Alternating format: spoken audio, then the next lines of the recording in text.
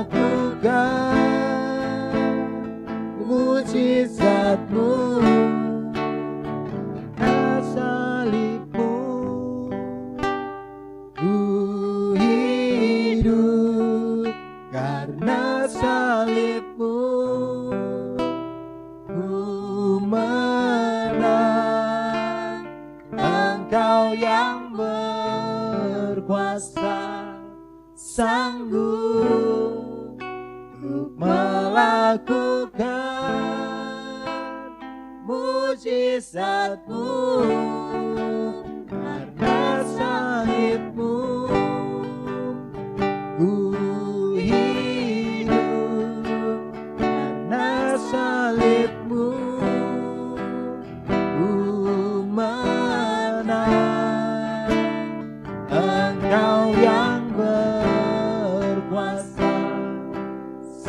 sanggup melakukan mujizat-Mu hidupku.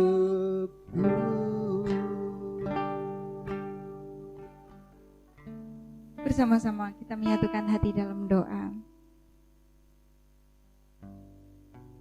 Kami mengucap syukur kepada-Mu Tuhan atas kasih anugerah-Mu yang begitu besar bagi hidup kami. Biarlah pujian yang kami naikkan hari ini, yang baru saja kami naikkan, menjadi pengakuan kami bahwa hanya karena salib-Mu kami hidup. Hidup kami Engkau pulihkan. Kami beroleh hidup yang baru. Kami hidup di dalam kemenangan. Kami bersyukur Tuhan atas anugerah-Mu yang begitu besar bagi kami, atas cinta-Mu untuk kami. Dan bersama-sama saat ini kami mau memuji, memuliakan nama-Mu, mendengarkan firman-Mu bersama-sama dengan teman-teman kami yang ada di rumahnya masing-masing. Sekalipun kami tidak dapat bertatap dengan muka Tuhan, tapi kami percaya Engkau hadir, menyentuh setiap hati kami, sehingga kami dapat merasakan kasih-Mu, merasakan hadir-Mu dalam ibadah yang kami lakukan hari ini. Kami menyerahkan Tuhan ibadah kami dari awal, pertengahan hingga akhirnya ke dalam tangan kasih-Mu. Terlebih ketika kami merenung-renungkan firman-Mu, Tuhan yang menolong dan memberkati kami. Terima kasih Tuhan, ini doa kami naikkan di dalam satu nama yang kudus, Tuhan Yesus Kristus. Amin. Amin.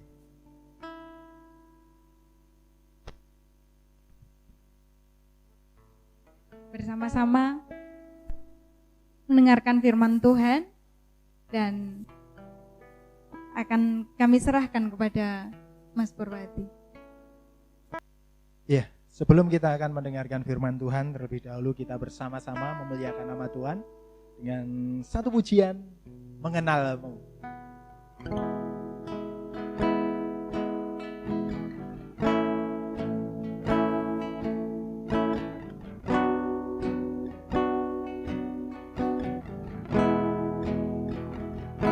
Bila ku buka mata,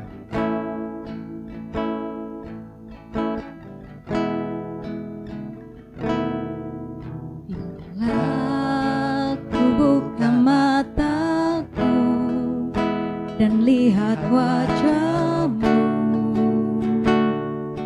ku terkagum.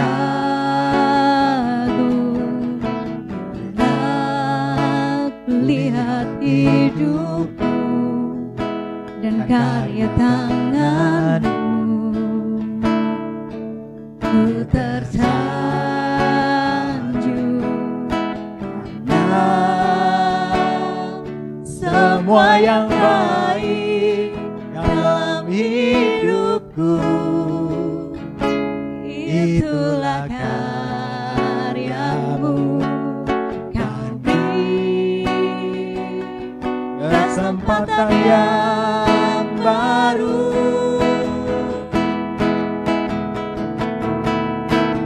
aku ingin mengenal-Mu Tuhan, lebih dalam dari semua yang ku kenal.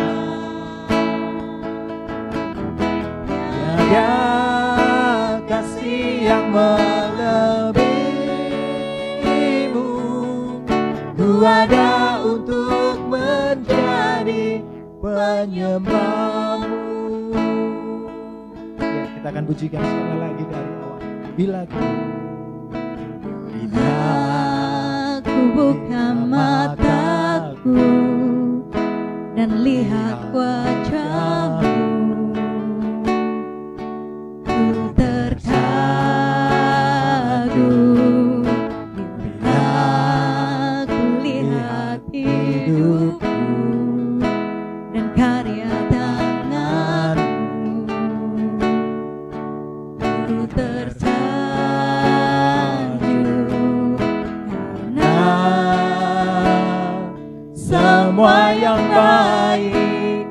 dalam hidupku.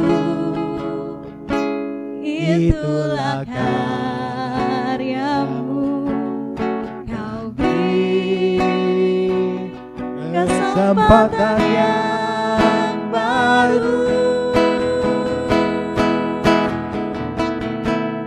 dan Ku ingin mengenalmu Tuhan, lebih dalam dari semua yang ku kenal.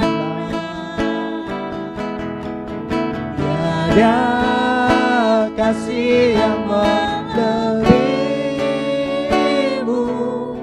Ku ada untuk menjadi penyembahmu.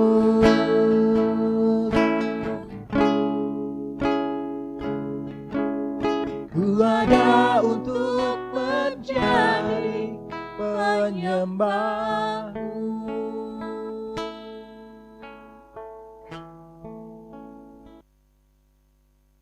Ya, shalom semuanya adik-adik, teman-teman yang ada di rumah.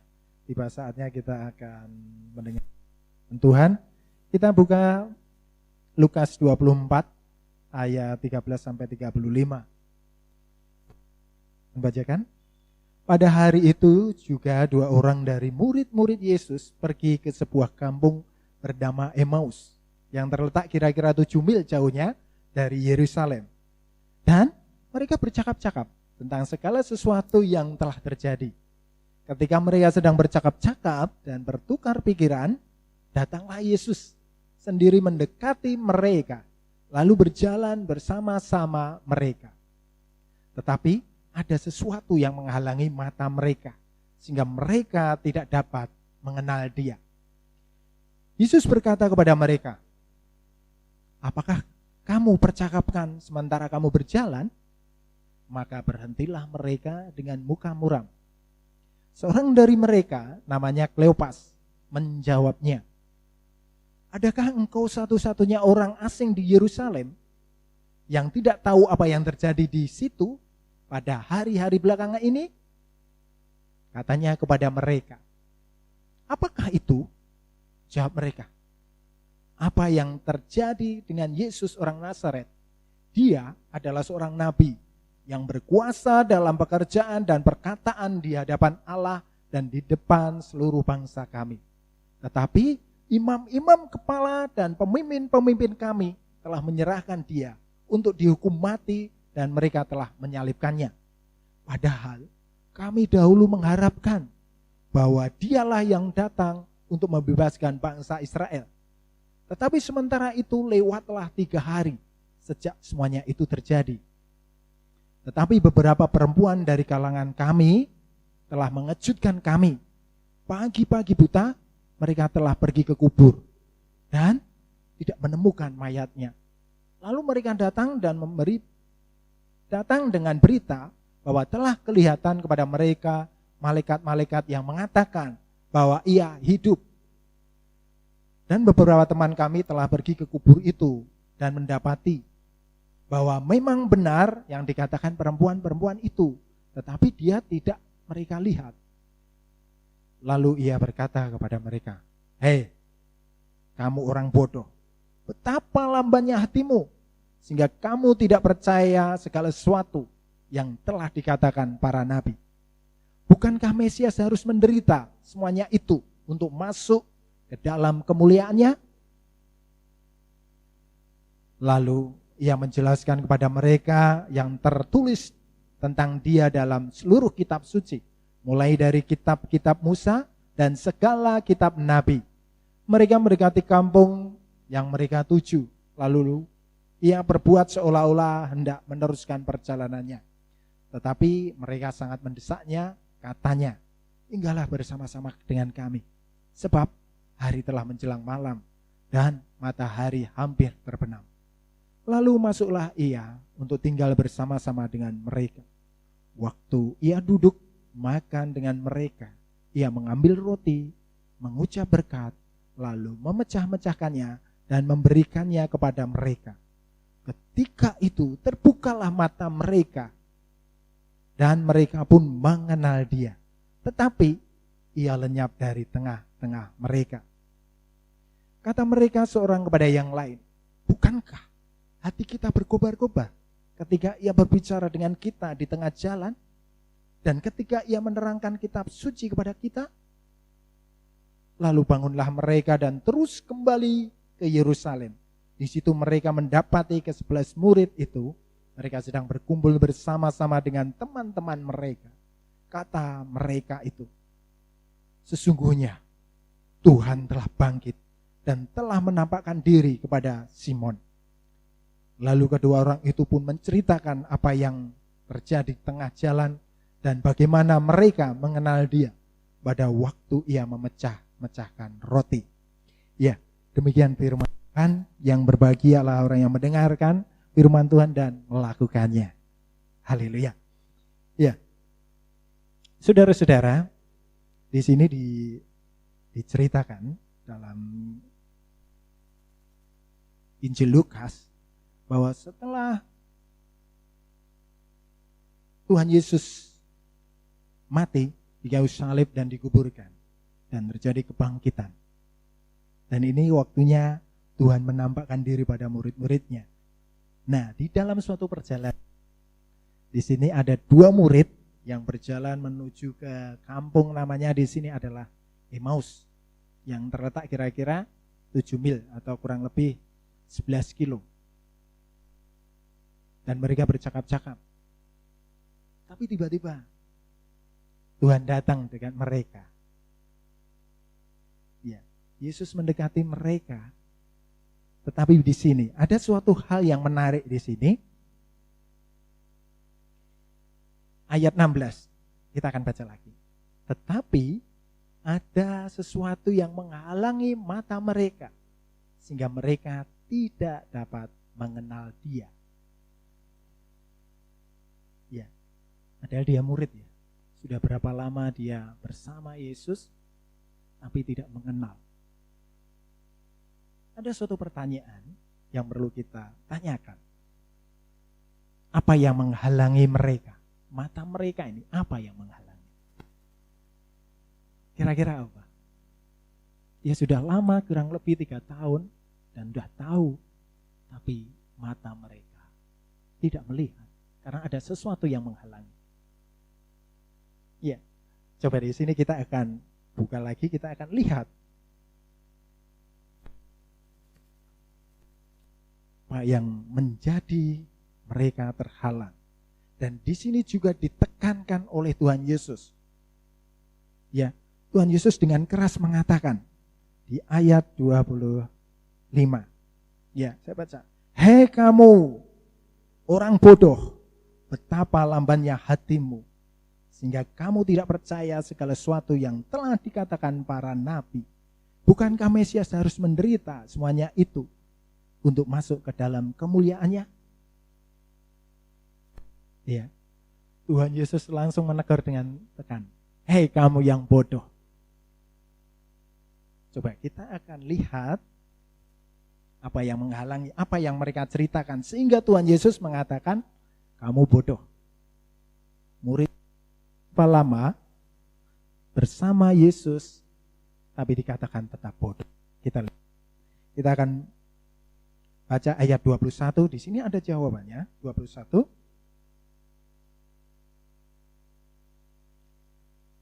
Padahal saat dia bercerita, padahal kami dahulu mengharapkan bahwa dialah yang datang untuk membebaskan bangsa Israel. Tetapi sementara itu telah lewat 3 hari sejak semuanya itu terjadi. Nah, di sini ada sesuatu miss tujuan. Mereka tidak mengerti apa tujuan Mesias datang ke bumi, ke dunia. Ini yang salah satu menghalangi mereka. Ternyata perbedaan visi, tujuan. Makanya Tuhan Yesus menegur, hei kamu yang bodoh. Ada sesuatu. Jadi ini suatu hal, contohnya dalam kehidupan sehari-hari. Ini perbedaan. Orang sudah lama menjadi orang Kristen. Sudah berapa tahun kira-kira menjadi orang Kristen?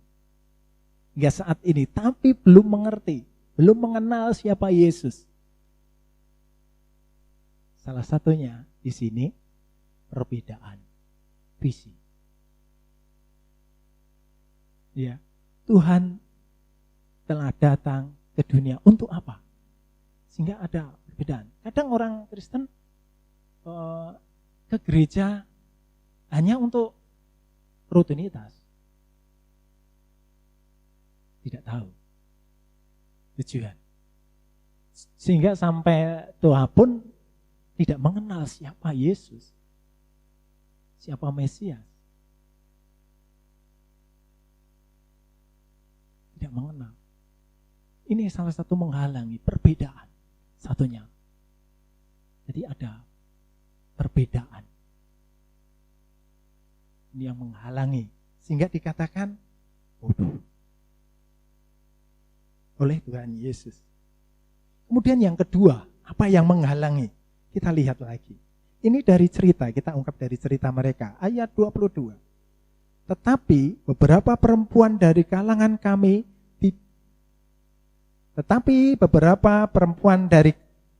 kami telah mengejutkan kami. Pagi-pagi buta mereka telah pergi ke kubur dan tidak menemukan mayatnya. Lalu mereka datang dengan berita bahwa telah kelihatan kepada mereka malaikat-malaikat yang mengatakan bahwa ia hidup. Dan beberapa teman kami telah pergi ke kubur itu dan mendapati bahwa memang benar yang dikatakan perempuan-perempuan itu. Tetapi dia tidak mereka lihat. Jadi jelas ya, di sini ada dua. Tadi perbedaan visi, tujuan, sehingga tidak mengenal. Yang kedua, saya. Ya, tidak percaya bahwa Yesus sudah bangkit. Ya, kita maklum karena saat itu memang ada kekacauan. Murid-murid bingung karena gurunya telah mati. Sehingga tadi ada muka muram, dia sedih. Tapi satu hal yang ditekankan, dia tidak percaya bahwa Yesus bangkit. Saat Tuhan Yesus bersama dia nerangkan bahwa anak manusia akan diserahkan nyawanya untuk disalib. Dan pada hari yang ketiga bangkit. Itu sudah diterangkan. Bahkan dalam kitab-kitab surat Musa dan nabi-nabi juga sudah diterangkan. Sudah dinubuatkan. Tapi kenapa? Tidak percaya. Di situ. Sehingga mereka ketidakpercayaan, sehingga mereka tidak mengenal Yesus yang adalah Mesias, yang sudah bangkit. Mereka tidak percaya. Jadi dengan berita dari malaikat yang menerangkan bahwa Yesus bangkit, mereka tidak percaya. Pergi masing-masing ke rumah masing-masing. Jadi pergi dari Yerusalem ke kampung masing-masing. Dua, yaitu ketidakpercayaan. Nah, bagaimana sekarang Tuhan untuk membuka masalah ini? Mereka tidak mengenal Kristus saat itu. Tapi Tuhan Yesus sekarang dia membuka mata mereka sehingga bisa mengenal apa yang dilakukan Tuhan Yesus. Kita akan lihat.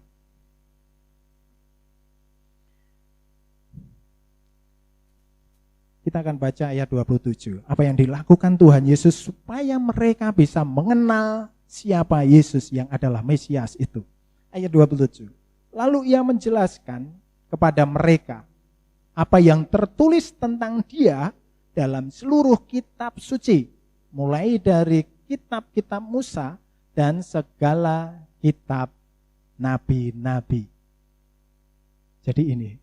Tuhan Yesus menerangkan kembali, menceritakan kembali tentang nubuat-nubuat tentang Mesias. Jadi Tuhan Yesus membuka kembali pengertian itu, yaitu firman Tuhan. Jadi Tuhan menceritakan nubuat-nubuat bahwa tentang Mesias itu sudah dinubuatkan sejak lama, bahwa Yesus datang. Ya, Yesus datang, nanti akan disalibkan, diserahkan pada mati, pada hari yang ketiga akan bangkit. Diterangkan. Saat menerangkan ini, mereka sudah terbuka atau belum? Sudah mengenal Yesus? Belum. Mereka belum. Saat diterangkan dengan firman, mereka belum. Ya, kita akan lihat. Untuk ayat selanjutnya, ayat 30. Waktu ia duduk makan dengan mereka, ia mengambil roti, mengucap syukur, mengucap berkat, lalu memecah-mecahkannya dan memberikannya kepada mereka. Ketika itu terbukalah mata mereka dan mereka pun mengenal dia, tetapi ia lenyap dari tengah-tengah mereka. Nah, setelah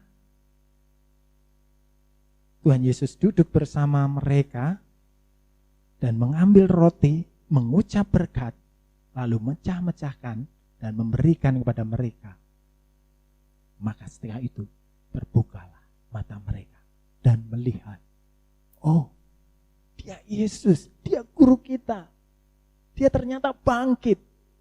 Baru terbuka, semua yang menghalangi tadi terbuka.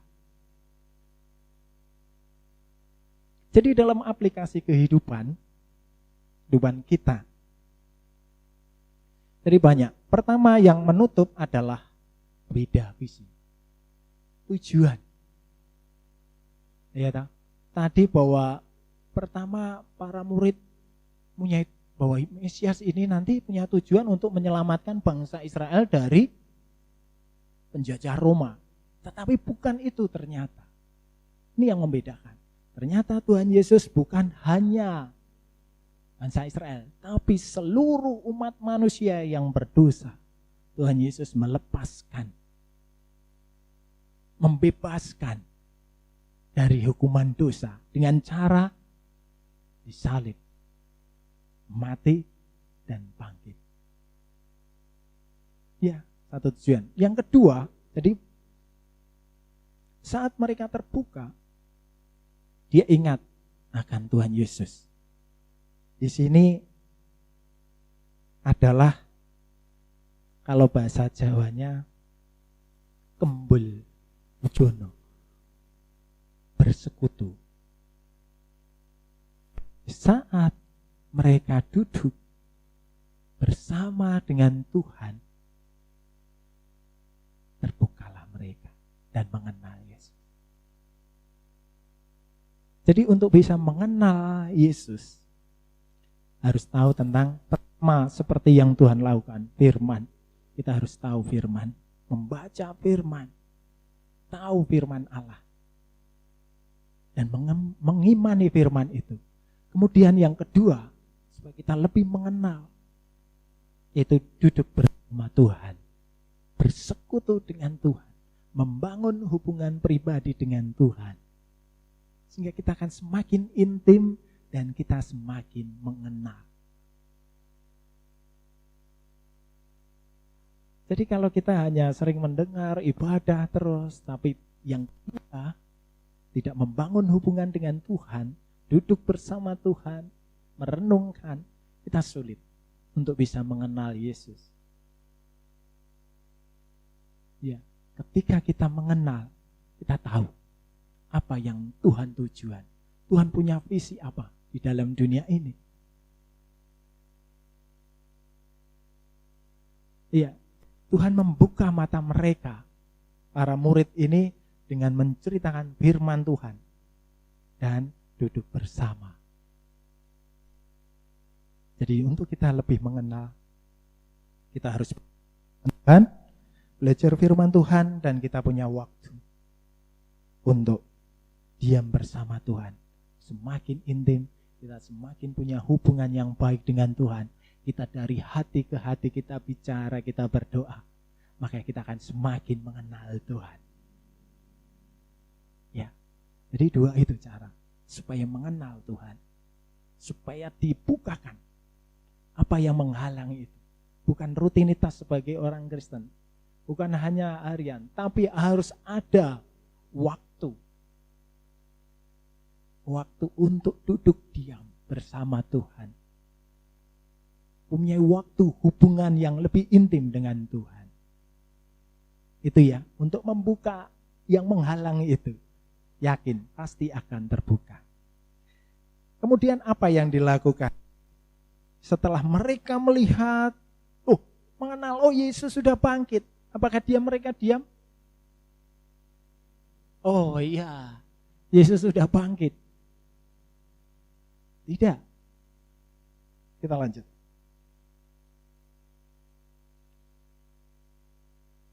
Lalu bangunlah mereka dan terus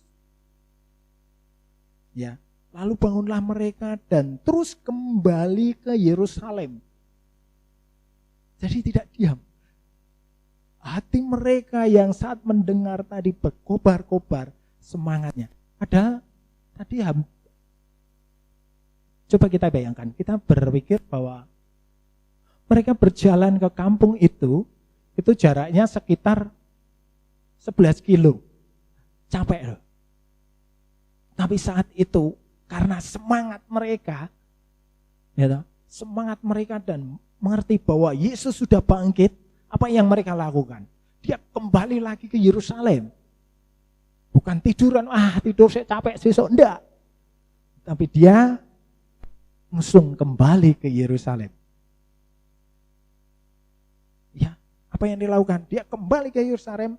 Dan apa yang dilakukan? Menceritakan.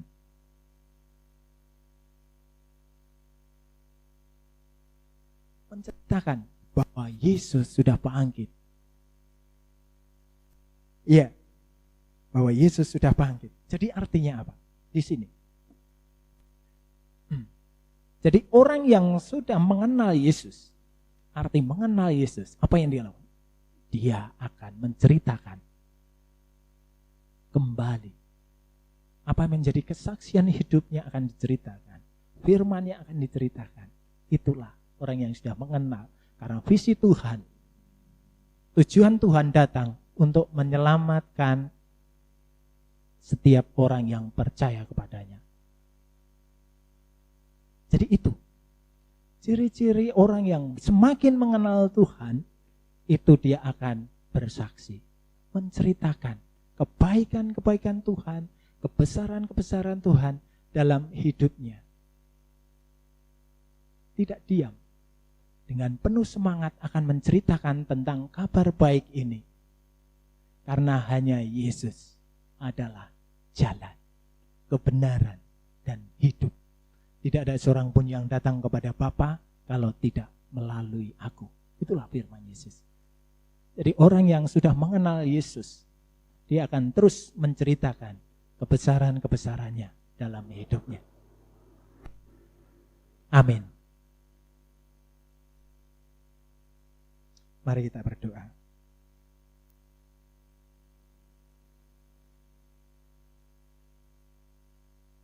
Bapa, kami bersyukur atas segala firman yang sudah Tuhan berikan bagi kami, sehingga kami boleh mengerti Tuhan atas kebenaran firman-Mu Tuhan, di mana Engkau telah membukakan penghalang-penghalang di mata kami, supaya kami dengan semangat akan memberitakan itu Tuhan, bahwa Engkau datang untuk menyelamatkan manusia. Dan mampukan kami Tuhan untuk lebih dalam lagi mempelajari kebenaran firman-Mu dan mempunyai waktu bersama Engkau Tuhan, semakin intim dengan Engkau Tuhan, sehingga kami semakin mengerti kehendak-kehendak-Mu dalam kehidupan kami. Terima kasih Tuhan, dan saat ini juga kami ingin berdoa bagi bangsa kami Tuhan. Tolonglah Tuhan berkati bangsa kami yang saat ini sedang menghadapi masalah pandemi corona ini Tuhan. Tolonglah Tuhan, mampukan Tuhan bangsa kami bisa bersama-sama bergandeng tangan dari pemerintah pusat sampai yang terendah, bahkan sampai rakyat, kami bersama-sama bersatu untuk mencegah perkembangan dari COVID ini Tuhan. Bahkan kami bisa menemukan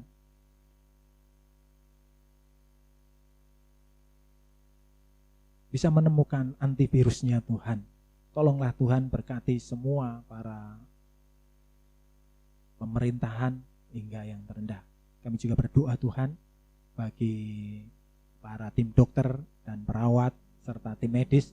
Tolong Tuhan juga memberkati dan melindungi mereka sehingga mereka semua tetap bersatu hati, tidak takut, dan Tuhan pakai lebih lagi untuk menghadapi virus ini Tuhan. Begitu juga dengan aparat keamanan, tolong Tuhan juga memberkati sehingga mereka semua Tuhan dapat mengatur semua rakyatnya untuk tunduk kepada semua perintah dari pemerintah. Terima kasih Tuhan, kami juga berdoa bagi gereja-gerejamu Tuhan, dimanapun gerejamu berada. Tolong Tuhan juga pakai Tuhan untuk bisa menjadi berkat, untuk bisa membawa terang. Di saat krisis ini Tuhan, gereja bisa membawa berkat, menolong sesama yang membutuhkan. Pakailah mereka dan Tuhan berkati. Terkhusus Tuhan buat gereja kami Wisma Panembah, tolong Tuhan juga pakai sebagai saluran berkat bagi sama kami. Dan kami juga berdoa saat ini Tuhan, untuk masalah pentapisan kami sangat membutuhkan dana yang cukup besar. Tolong Tuhan juga kirimkan Tuhan dana yang kami butuhkan. Dan kami percaya Tuhan sudah menyediakan semua itu lewat orang-orang yang Tuhan percayakan. Terima kasih Tuhan, kami menyerahkan seluruh majelis di dalam mempersiapkan, begitu juga panitia. Tolong Tuhan juga tetap memberkati, Tuhan lindungi sehingga mereka tetap dalam kondisi sehat, sehati sepikir untuk bisa menjalankan pentapisan nanti Tuhan dengan baik. Terima kasih Tuhan. Kami juga berdoa terkhusus buat komisi-komisi, komisi pemuda, remaja, komisi dewasa, komisi anak, dan komisi lansia. Tolong Tuhan juga berkati sehingga mereka tetap dalam perlindungan Tuhan, tetap bersatu dengan Tuhan. Tolonglah Tuhan, kami menyerahkan seluruh gereja kami ini ke dalam tangan kuasa-Mu. Dan kami juga menyerahkan pula Tuhan yang saat ini bagi pemuda remaja yang punya pergumulan, baik masalah sekolah, sakit penyakit, ataupun masalah pribadi mereka, keluarga mereka. Tolong Tuhan hadir tengah-tengah mereka dan memberkati mereka. Terima kasih Bapa. Kami menyerahkan doa kami yang jauh dari sempurna ini hanya dalam nama Tuhan Yesus Kristus. Haleluya. Amin. Ya, untuk mengakhiri ibadah saat ini, terimalah berkat dari Tuhan. Terimalah berkat Tuhan.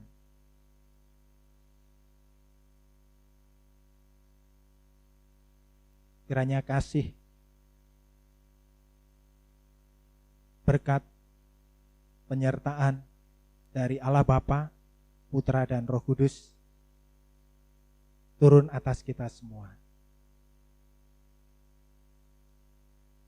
Sehingga apa yang kita perbuat, Tuhan buat berhasil. Amin.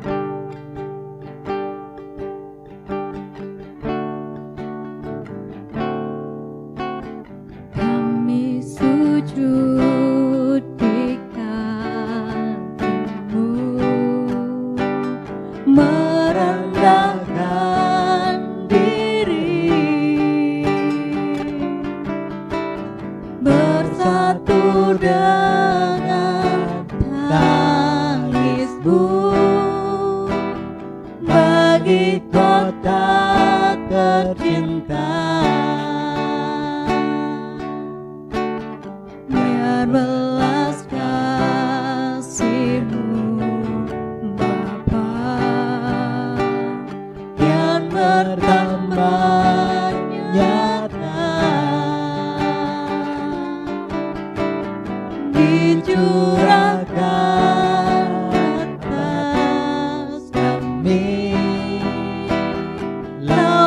rawatlah umat-Mu.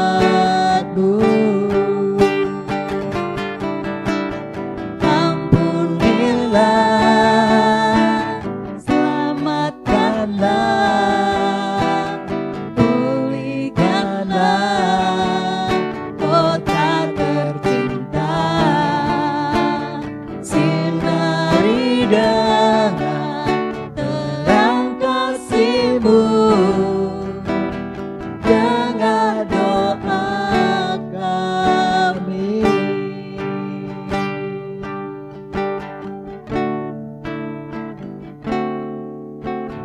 Kami sujud di kaki-Mu, merendahkan diri, bersatu dengan tangis-Mu bagi kota tercinta. Biar belas kasih-Mu Bapa yang bertambah nyata dicurahkan atas kami. Rawatlah umat-Mu. Ampunilah, selamatkanlah, pulihkanlah Solo tercinta, sinari dengan terang kasih-Mu. Dengar doa kami. Ampunilah, selamatkanlah, pulihkanlah kota tercinta, sinari dengan terang kasih-Mu. Dengar doa kami. Dengar doa kami.